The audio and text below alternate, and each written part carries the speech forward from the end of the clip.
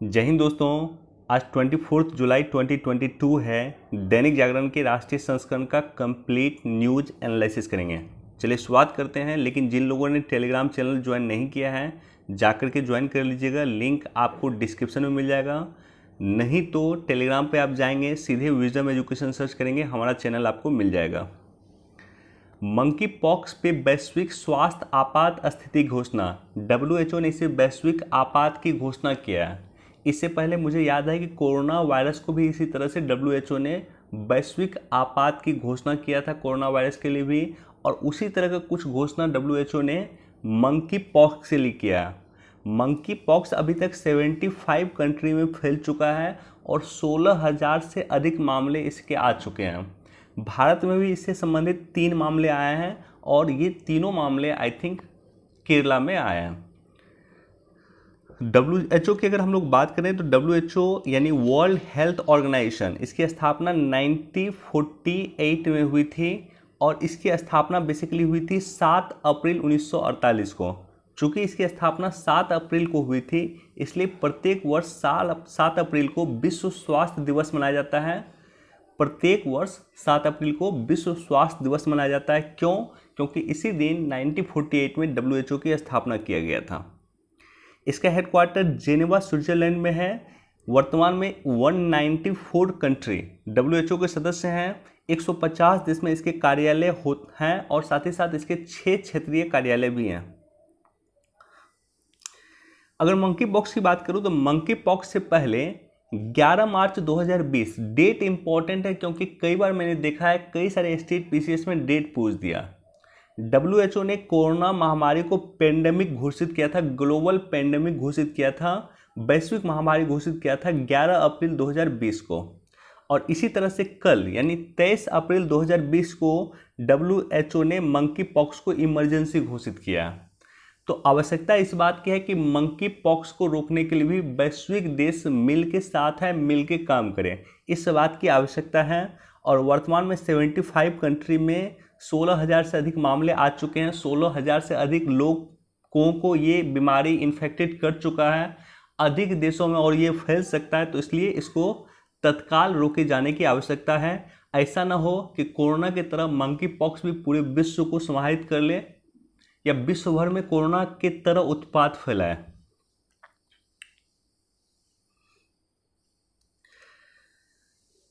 स्वर्णिम सुबह की आस, बेसिकली अमेरिका के यूजीन में वर्ल्ड एथलेटिक चैंपियनशिप का आयोजन हो रहा है।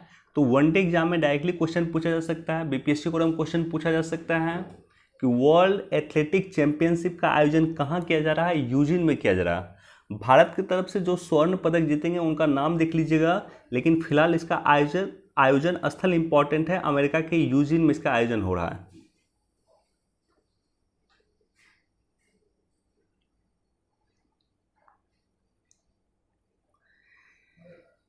इलेक्ट्रॉनिक और इंटरनेट मीडिया चलाते हैं कंगारू कोर्ट। देखिए, जुडिशियल रिफॉर्म्स मेंस पर्सपेक्टिव से काफ़ी इंपॉर्टेंट टॉपिक है।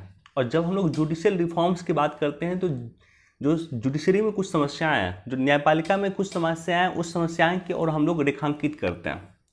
न्यायपालिका की 2 समस्या की ओर हमारे चीफ जस्टिस ऑफ इंडिया न्यायमूर्ति NV रमन्ना ने रेखांकित किया है। पहली समस्या जो उन्होंने चर्चा किया वो ये किया है कि जजों की संख्या कम है।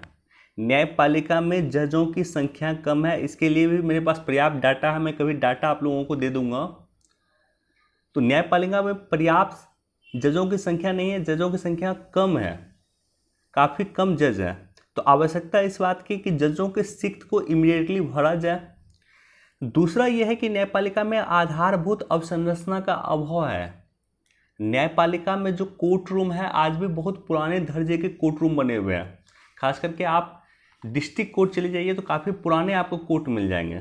तो ऐसे कंडीशन में न्यायपालिका जो वर्तमान में इलेक्ट्रॉनिक्स जो अभी समय चल रहा है या वर्तमान में जो IT का युग चल रहा है, उस IT युग से न्यायपालिका अपडेटेड नहीं है। आधारभूत अवसंरचना की कमी है। तो ये 2 समस्याएं की ओर इंडिकेट कर रहे हैं न्यायमूर्ति NV रमन्ना। लेकिन कई समस्याएं हैं। जब आप जुडिशियल रिफॉर्म्स के बारे में पढ़ेंगे कि न्यायपालिका में क्या सुधार की आवश्यकता है, तो न्यायपालिका में कई सारे फ्लॉज आपको दिख जाएंगे, कई सारी समस्याएं आपको दिख जाएंगे।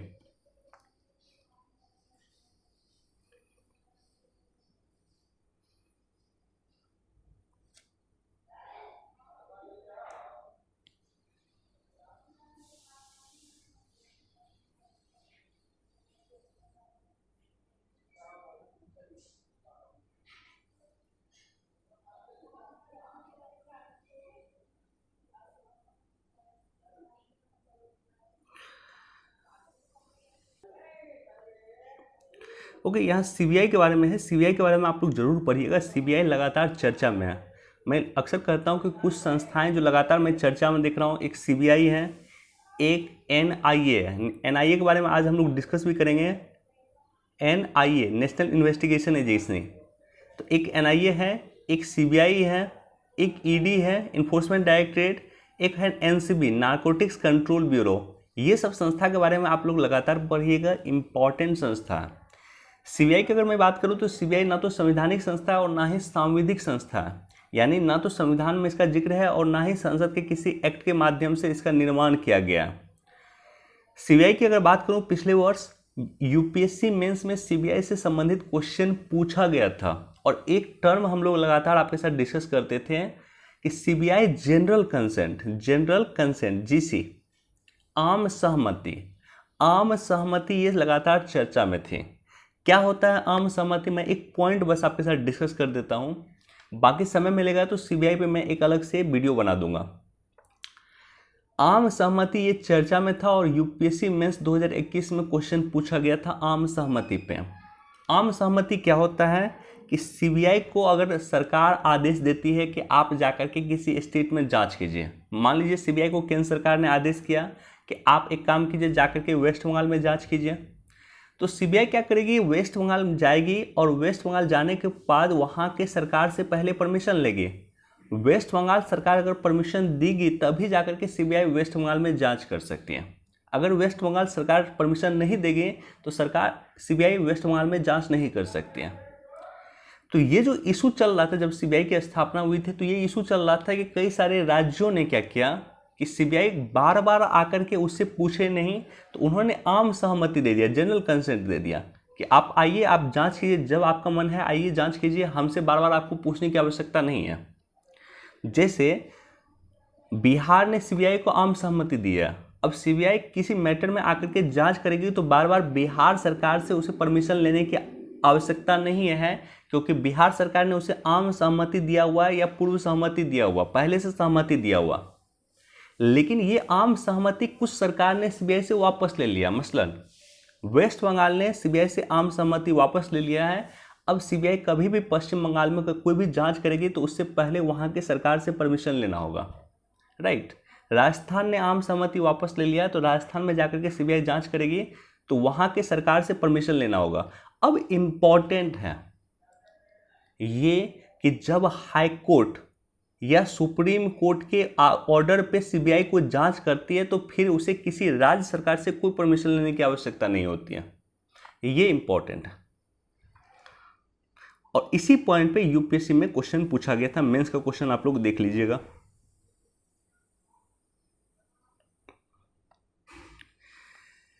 जांच को NIA ने UAPA के तहत दर्ज किया केस। पटना का केस है। पटना में ऑलरेडी फुलवारी शरीफ में जो चीज़ें चल रही थी उसको लेकर के CBI ने केस दर्ज किया है, NIA ने केस दर्ज किया है और UAPA के तहत केस दर्ज किया है। तो यहाँ पे दो इम्पॉर्टेंट चीज़ें हैं, एक NIA क्या होता है और UPA भी बोलते हैं हम लोग इसे, UAPA क्या होता है, दोनों को हम लोग डिटेल से डिस्कस करेंगे। देखिए न्यूज़ इंपॉर्टेंट नहीं है, न्यूज़ से अधिक इम्पॉर्टेंट है ये दो चीज़ें कि UPA क्या होता है और NIA क्या होती है। न्यूज़ फुलवारी शरीफ में जिस तरह की केस चल रही थी, आप सभी को ज्ञात है, पटना के फुलवारी शरीफ में आतंकवाद का प्रशिक्षण दिया जा रहा था, इस तरह का कुछ आरोप लगा करके कुछ लोगों को गिरफ्तार किया गया। तो वो मैं चर्चा नहीं करूँगा, मैं चर्चा करूँगा UAPA के बारे में। UAPA जो है ये कानून 1967 में आया था। इसका पूरा फुल फॉर्म है unlawful activity prevention amendment act 1967 और 2019 में इसमें अमेंडमेंट किया गया था, सुधार किया गया था। गैर कानूनी गतिविधियां से तात्पर्य उन कार्रवाइयों से है जो किसी व्यक्ति संगठन द्वारा देश की अखंडता और सार्वभौमिकता को भंग करने वाली गतिविधियां बढ़ावा देती हैं। अधिनियम की धारा 20 के अंतर्गत केंद्र सरकार किसी संगठन को आतंकवादी व्यक्ति या संगठन निर्दिष्ट कर सकती है अगर वह आतंकवादी कार्रवाई करता है, उसमें भाग लेता है, आतंकवादी घटना को अंजाम देता है या उसकी तैयारी करता है, आतंकवाद को बढ़ावा देता है, अन्यथा आतंकवादी गतिविधि में शामिल है। अब देखिए दो इम्पॉर्टेंट पॉइंट है। पहला पॉइंट है कि 1967 में जो है ये जो कानून आया था, इस कानून के तहत किसी संगठन को हम आतंकवादी संगठन घोषित कर सकते थे, किसी व्यक्ति को नहीं। इसका मतलब यह है कि लश्कर-ए तोयबा को भले ही हम आतंकवादी घोषित कर सकते थे कि लश्कर-ए तोयबा एक आतंकवादी संगठन है, लेकिन मसूद अजहर को हम आतंकवादी नहीं घोषित कर सकते थे। लश्कर-ए तोयबा का जो चीफ है उसको हम आतंकवादी नहीं घोषित कर सकते थे, क्योंकि इस एक्ट में प्रोविजन था कि हम व्यक्ति को आतंकवादी घोषित नहीं कर सकते हैं, संगठन को कर सकते हैं। वर्ष 2019 में इसमें यही अमेंडमेंट किया गया कि जो आतंकवादी में गतिविधि में कार्य में भाग लेता हो, आतंकवादी गतिविधि में शामिल हो, आतंकवादी गतिविधि को अंजाम देने की कोशिश करता हो, चाहे व्यक्ति हो या संगठन हो, दोनों को आतंकवादी घोषित किया जा सकता है। इस संशोधन का उद्देश्य आतंकी अपराधों की त्वरित जांच करना, अभियोजन की सुविधा करना तथा आतंकवादी गतिविधि में शामिल किसी व्यक्ति को आतंकवादी घोषित करने का प्रोविजन किया गया। तो 2019 में किसी व्यक्ति को भी आतंकवाद घोषित करने का प्रोविजन किया गया, आतंकवादी घोषित करने का प्रोविजन किया गया। 1967 में सिर्फ संगठन को आतंकवादी घोषित किया जा सकता था, 2019 में सिर्फ व्यक्ति को भी आतंकवादी घोषित करने का प्रोविजन किया गया, पहले सिर्फ संगठन होता था। NIA के महानिदेशक ऐसी संपत्ति को जब्त करने का अधिकार देता है जो जांच में आतंकवाद से होने वाली आय से बनी है। यदि कोई संपत्ति है जो आतंकवाद से बनी है या आतंकवादी घटनाओं से बनी है, आतंकवादी फंडिंग से बनी है, तो उसको NIA के महानिदेशक उसको जब्त कर सकता है। तो ये बेसिक इंफॉर्मेशन है UAPA के बारे में, उपा के बारे में, अनलॉफुल एक्टिविटी प्रिवेंशन एक्ट के बारे में। अब हम लोग चलते हैं NIA पे। NIA के जो महानिदेशक होते हैं वो आतंकवादी लोगों की संपत्ति को जब्त करने का अधिकार है उन्हें। तो वर्तमान में NIA के जो महानिदेशक हैं वो श्री दिनकर गुप्ता जी हैं। पूछा जा सकता है क्वेश्चन, NIA के महानिदेशक कौन है? नेशनल इन्वेस्टिगेशन एजेंसी, राष्ट्रीय जांच एजेंसी के महानिदेशक कौन है? तो वो है श्री दिनकर गुप्ता जी। अब देखिए इम्पोर्टेंट क्या है। इम्पोर्टेंट ये है कि NIA की जब स्थापना हुआ था 2008 में, और 2008 में ही NIA की स्थापना क्यों हुआ? क्योंकि 2008 में आप सभी को याद होगा मुंबई टेरर अटैक, मुंबई में आतंकवादी हमला हुआ था, जो ताज पे आतंकवादी हमला हुआ था जिसमें कसाब गिरफ्तार हुआ था। तो इतने बड़े आतंकवादी हमले के बाद हमें इस बात की आवश्यकता महसूस हुई कि हम लोग आतंकवाद के लिए एक स्पेशल एजेंसी बनाएं। इससे पहले स्पेशल एजेंसी नहीं था, CBI वगैरह जांच करती थी, आतंकवादी घटनाओं की जांच भी CBI वगैरह करती थी, लेकिन एक स्पेशल एजेंसी जो सिर्फ आतंकवाद को लेकर के समर्पित रूप से काम करे, इसकी आवश्यकता हमें 2008 में महसूस हुई। और 2008 में ही मुंबई टेरर अटैक के बाद NIA की स्थापना किया गया था। तो ये समर्पित एजेंसी है, ये आतंकवाद को लेकर के समर्पित एजेंसी है। जिस तरह से RBI बैंकों के लिए समर्पित एजेंसी है, बैंकों को विनियामक है, बैंकों को रेगुलेट करती है, उसी तरह से आतंकवादी संगठन या आतंकवादी कार्रवाई या आतंकवाद को लेकर के ये समर्पित एजेंसी है। आतंकवाद को रोकने के लिए या जो भी स्टेप होता है वो NIA करती है। NIA में भी 2019 में अमेंडमेंट किया गया, सुधार किया गया। जिस तरह से उपा में 2019 में सुधार किया गया है, NIA में भी सुधार किया गया है। सूचीबद्ध अपराध को इसमें बढ़ाया गया, जहां NIA के काम पहले सिर्फ आतंकवादी घटनाओं को रोकना था या आतंकवाद ही सिर्फ सूचीबद्ध अपराध के दायरे में था। अब 2019 में इसमें सूचीबद्ध अपराध का दायरा बढ़ा दिया गया है। परमाणु ऊर्जा अधिनियम 1962, उपा 1967, मानव तस्करी, जाली मुद्रा, प्रतिबंधित हथियार की बिक्री, साइबर आतंकवाद, एक्सप्लोसिव एक्ट 1908, ये सभी के उल्लंघन को एनआईए के दायरे में रख दिया गया। यानी इन सभी का उल्लंघन होगा तो एनआईए एक्शन लेने का काम करेगी। एनआईए के क्षेत्राधिकार को भी बढ़ा दिया गया है। एनआईए पूरे देश में जांच करने का अधिकार दिया गया है। अंतर्राष्ट्रीय संधि के अनुसार भी एनआईए जांच कर सकती है। केंद्र सूचीबद्ध अपराध पे सीधे एनआईए को निर्देश दे सकता है और सूचीबद्ध अपराध हेतु दिल्ली में विशेष कोर्ट की स्थापना किया गया, जिसे एनआईए कोर्ट कहते हैं, जो दिल्ली में अवस्थित है। तो ये सब सुधार किया गया वर्ष 2019 में। एनआईए के लिए विशेष न्यायालय बनाया गया है जो दिल्ली में अवस्थित है। और वहीं एनआईए की स्थापना वर्ष 2008 में 31 दिसंबर 2008 को एनआईए की स्थापना किया गया था। राष्ट्रीय जांच एजेंसी अधिनियम 2008 के द्वारा एनआईए की स्थापना किया गया था। यानी एनआईए एक लीगल बॉडी है, एक सांविधिक निकाय है।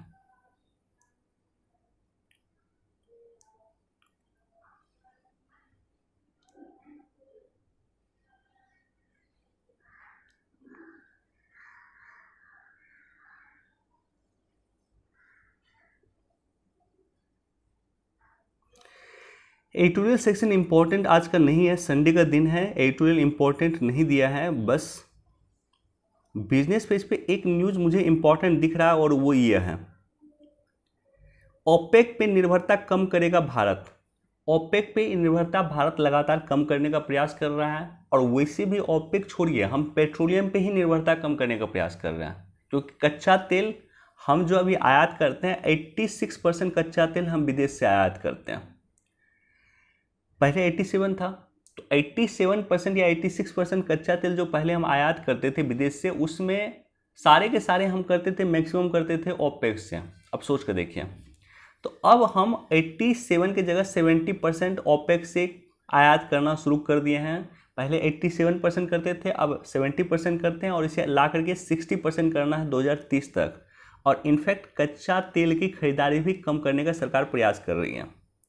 तो अगेन यहाँ पे इंपॉर्टेंट है ओपेक। ओपेक एक अस्थायी अंतर सरकारी संगठन है जिसका गठन 10 से लेकर के 14 सितंबर 1960 को आयोजित बगदाद सम्मेलन में इराक, ईरान, कुवैत, सऊदी अरब और वेनेजुएला ने किया था। तो इनिशियली बगदाद सम्मेलन के बाद ओपेक की स्थापना हुआ था और 5 देश इराक, ईरान, कुवैत, सऊदी अरब और वेनेजुएला ने मिलकर के ओपेक की स्थापना किया था। तो कई बार क्वेश्चन पूछता है कि ओपेक के जो फाउंडिंग मेंबर है 5, उसका नाम बताइए। तो फाउंडिंग मेंबर है ईरान, इराक, कुवैत, सऊदी अरब और वेनेजुएला।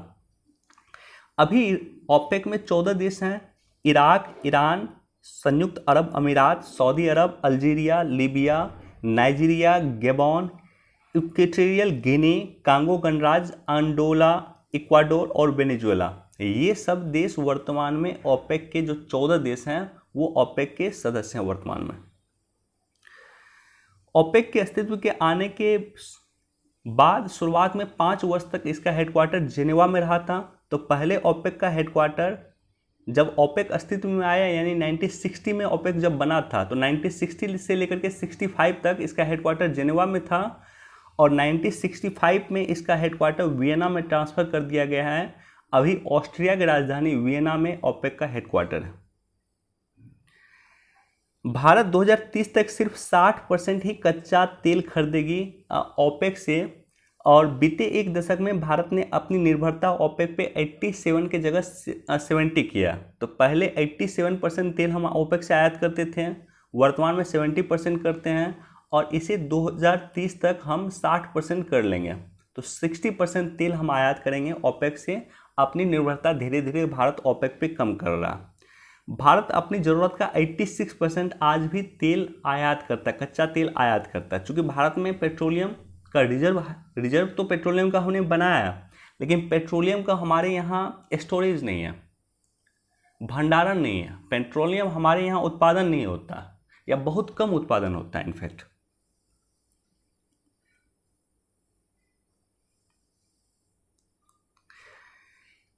एडिटोरियल सेक्शन पे कोई इंपॉर्टेंट न्यूज़ मुझे आज दिख नहीं रहा है।